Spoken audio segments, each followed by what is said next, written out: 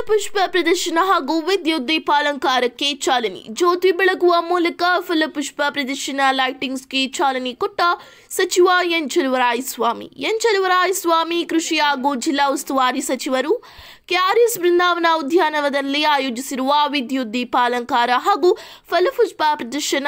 ಇದೇ ಸಂದರ್ಭದಲ್ಲಿ ಸಚಿವ ಸತೀಶ್ ಜಾರಕಿಹೊಳಿ, ಶಾಸಕರಾದ ರಮೇಶ್ ಬಾಬು ಬಂಡಿಸಿದ್ದೇಗೌಡ, ದರ್ಶನ್ ಪುಟ್ಟಣ್ಣಯ್ಯ, ಎಚ್ಡಿ ಮಂಜು, ವಿಧಾನ ಪರಿಷತ್ ಸದಸ್ಯ Vivekananda, DC doctor Kumar, CEO Sheikh Tanveer Asif, SP Mallikarjuna Baladandi ಭಾಗಿಯಾಗಿದ್ದರು.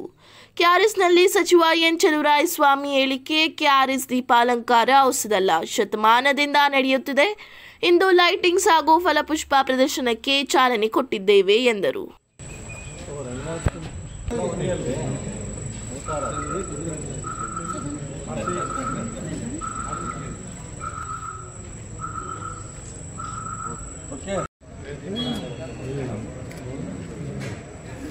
ಇವೆಲ್ಲ ತಗೊಂಡಿದ್ದೀವಿ ತಾನೆ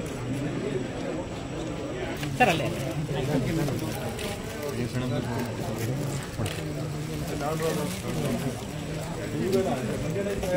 ಹಾಗಿದ್ರೆ ಸಬ್ಸ್ಕ್ರೈಬ್ ಬಟನ್ ಮೇಲೆ ಕ್ಲಿಕ್ ಮಾಡಿ ಹಾಗೂ ನಮ್ಮ ಹೊಸ ವಿಡಿಯೋಸ್ ಅಪ್ಲೋಡ್ಗೋಸ್ಕರ ಪಕ್ಕದಲ್ಲಿ ಕಾಣುವ ಬೆಲ್ ಬಟನ್ ನಮ್ಮೆಲ್ಲ ವಿಡಿಯೋಗಳನ್ನ ಲೈಕ್ ಮಾಡಿ, ಶೇರ್ ಮಾಡಿ ಹಾಗೂ ಕಮೆಂಟ್ ಮಾಡಿ.